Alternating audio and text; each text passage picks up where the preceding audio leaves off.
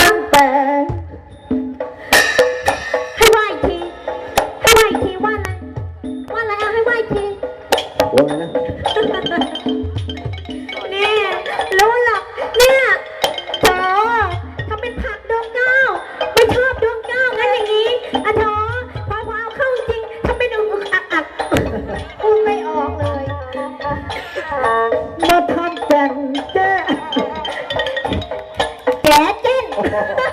เช็คไมค์ก็เช็คไมค์ไวเล็ตด้วยโนเช็คไมค์หน่อยจ้ะมาทำแต่กันตั้งแต่เจ็บมาสาดแน่ลอยหน้ามาใช้เล่มันยามาทำท่าดิดนักเรียนเอวดีเหลือเกินอะไรไปทำทำไมเล่าทหารในมือไปไหนมึงเนี่ยทหารยังไม่อยู่ด้วยเลยเดี๋ยวรอเราก่อนนี่เราอยู่เพียงลำพังเรากลัวแล้วเกิดเขามาเป็นขบวนการ โอ้โหทหารนี่มีผมคนเดียวเลยนะโอ้ยตั้งแต่ฉากแรกยังไม่ได้กินข้าวต้มเลยเนี่ยจะบอกอะไรให้เนี่ยเขามากันเป็นขบวนการและสีสวยทุกคนเลยแล้วดูสิมีทหารคนเดียวแล้วดูสภาพแบบนี้นะไม่มีประโยชน์หรอกอยู่ถึงปีหน้าป้าก็ไม่รู้ใช่รู้แล้วอย่างเงี้ยนะใช่เลยตายยากกูต้องการดวงข้าวกินอีกหลายปีแล้วหน้าเช็คคอให้ผมหน่อยแค่สองแกแล้วเงี้ยแหละโอ้โหรอยคุกยาเฮ้ยอะไรพูดเลยมากมายนะนุ่นคนที่บ้านปู่ตาเขาแก่แล้วหูก็ไม่ดีตาก็ไม่ดีนำชัยเขาไม่ได้เอ่ยชื่อนำชัยด้วยหน่อยว่าเราแก่ได้ไงอายุเพียง22เองได้ข่าวมาเริ่มเลอะเลือนแล้วได้ข่าวมาว่าพี่แจ็คจะบวชปีหน้าครบ20เต็มอีก20-50 ปีใช่ไหมเขามีกำลังใจตลอดชะลอยมึงอยากมีผัวกำลังใจของเราอย่างเดียวจะหาผัวให้ไม่จำเป็นทหารของเรามากมายที่มีร่างกายคล้ายหินอย่าไปทำเป็นคุยนะ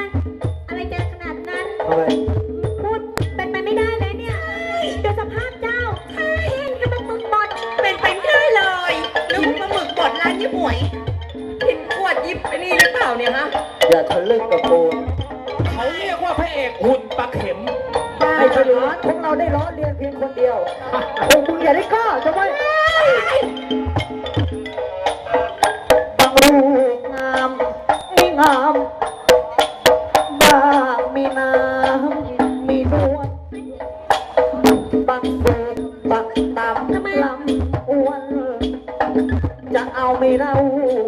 โชว์ชิ้นไม่เอาถ้ามึงเป็นหางเครื่องคงเปลืองแป้งแต่แล้วแห้งตกตาด่าไหมผมมันน่าจับโจดลงถังขยะจับดอกก้าวลงถังขยะมานะดินลอยจากที่นะสักพักไอเรื่องศาสตร์ดนตรีเฮ้ยมึงอยู่ค่ายไหนเรานี่ค่ายกับบ้องมิวสิกถามหน่อยแม่ทีตัดสินถ้าหากมึงเป็นนางแบบ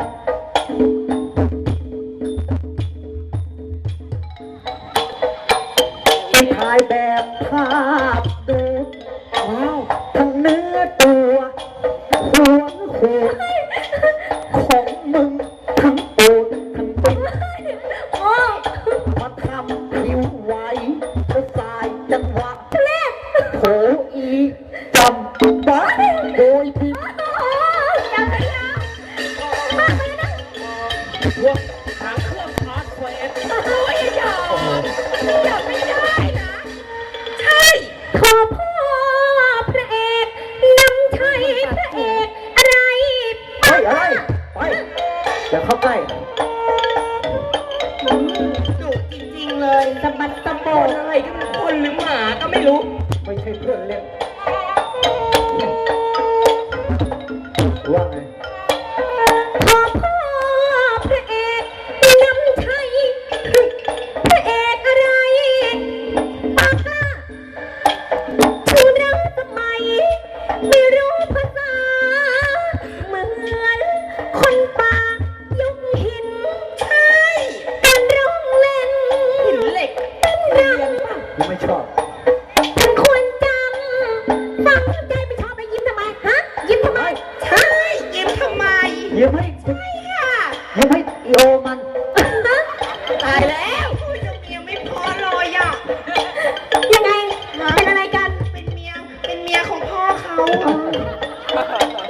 หนึ่งพลาดจากน้ำชัยต้องเป็นตาชาญใช่ไหม ตอนร้องเล่น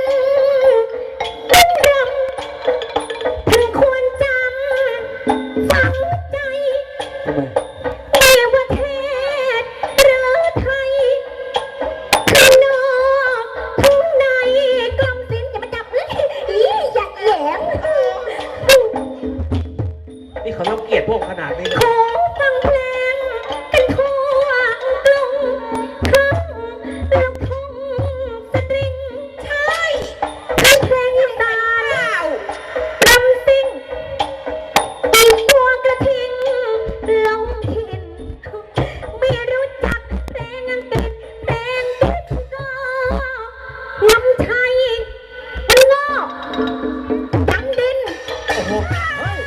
มันด่ามันยังไม่พอมันยังหุยพอกอีก ไม่ต้องซ้ำซ้ำกู คอยอยู่ข้างเราอ่ะ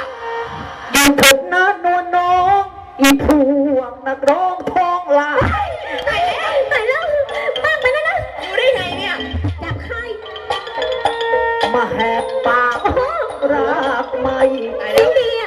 ให้สังคมไทยเขาเป็นประเดียวก็แจ้งรากไปประเดียวก็ไทยรากมา บทบาทลีลาเหลือเกิน ชรอยคงรักเงินตา จุดนะ จนหูตามึงปิด คนร้ายจริงๆเลยหูตาปิ้นนี่ไม่ใช่ดวงก้าวนะ นี่รับเงินมาแล้วหู เปรียบ ตาปิ้น เป็นตาขาว ทำไม ก็คงไม่ขาวสะอาด ถ้าเปรียบเป็นชายหาด ไรธรรมชาติผิด ด่ามันอีก เขาเรียกอีดินผิดกระดัง มากไปแล้วนะ ที่เอาไว้สร้างคนโต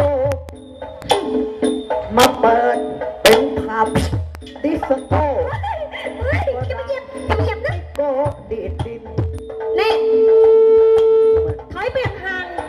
อย่ามาเหยียบรู้ไหมกระปองตัวเท่าไหร่ เท่าไหร่ ตัดมาตัวละ1,800,000 1,800,000เลยนะ ของพระองค์นี่2 ล้าน ถ้าเปรียบ ชุดเรา เป็นแอร์พอร์ตเอาไว้ที่จอดเครื่องบิน ตายแล้ว ด่ามันเยอะๆเลยเฮ้ยรู้จักหน้าตลกพบกัน ถ้าหากก็เป็นแอร์พอร์ตเดี๋ยวจะให้ เฮ้ย ไป นั่งจอดประจำโอ้ยนี่ผักจริงผักจัง ตอนที่เราจะเขาเป็นจักแย้ ถ้าหากก็เป็นแอร์พอร์ตเดี๋ยวจะให้นั่งจอดประจำ ไม่จอด จะตั้งแต่เช้าจนค่ำแต่หัวไม่ดำทิ่มดิน ที่รู้สมากเขาเปรียบว่าใครเป็นใครเป็นแอร์พอร์ตจะขับคอนคอร์ดรังอาบ โอ้โห สภาพไม่น่า เอา ขับได้ หัวมึงเป็นทิ้งดำ ไปแล้ว แล้วให้สนาม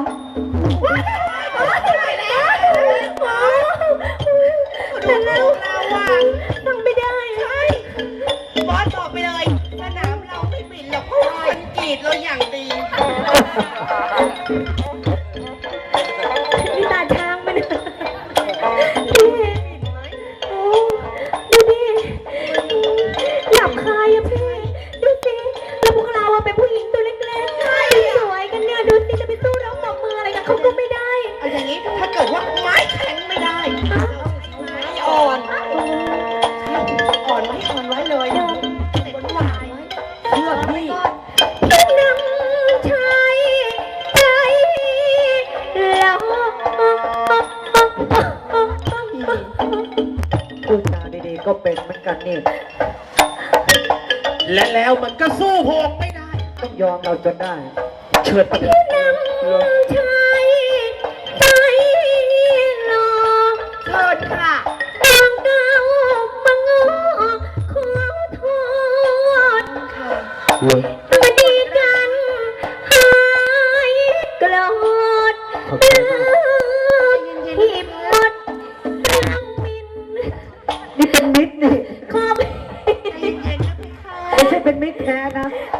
ชีพนะ เก็บผ้าให้มันเก่งกะ ขอบคุณครับแต่ใจจริงนะก็เอาใช่ไหม มาไม่มีนิสัยอย่างนั้นหรอก เราไม่ไว้ใจใครทั้งนั้น ทำไมอ่ะ ไว้ใจตัวเองแค่นั้นเดี๋ยวไปยุ่ง ขอพี่จงนั่งที่ชาย ว่ามา พี่จะ เฉยๆนะ สบายอะไร ได้ทั้งหมด จะกินพะแนงหรือแกงไก่ไว้อะไรดีไปคะโอ้โหนี่นั่งนิดดูสง่างามมากเลยไปคะไว้อะไรดีไปคะ อยากจะเหวยอะไรบอกเลยเดี๋ยวลงครัวปรุงให้เพคะ ตั้งแต่ข้าพเจ้า ไว้อะไรไปคะ ย้ายหลักฐานย้ายที่อยู่ โอ้ ไปอยู่ที่แคลิฟอร์เนีย โอ้โหไปอย่างเงี้ยด้วย เราชอบเหลือเกิน ชอบอะไรไปคะ นั่นก็คือสเต็กเนื้อแกะ โอ้โห เล่สดแล้วเนี่ย พอย้ายมาอยู่สเปน อยู่ไหนนะไปคะ อยู่ที่สเปน โอ้อยู่สเป ที่ น เขาเรียกว่าบาร์เซโลนา โอ้ แล้วชอบกินสปาเกตตี้ โอ้โหสปาเกตตี้ ไปกันตี้ด้วย แต่พอย้ายมาที่อยู่กรุงฮานอย อ๋ออยู่ฮานอย ไม่ เรา ยาก ชอบเหลือเกิน อะไร จุ่มจิ้ม อ๋อ ว้ายมันมีแต่จิ้มจิ้มจุ่ม นั่นแหละเหมือนกัน จุ่ม ชอบจิ้มจุ่ม อ๋อ จิ้มแล้วก็จุ่ม พี่จะสวายอะไรจะกินพะแนงหรือแกงไก่หรือยำปลากายลูกชิ้นพี่จะทานส้มตำหรือยำเต้า พี่จะเอาส้ โอ้ ม โห เสียงมันดีเหลือเกิน นี่มึงร้องเลย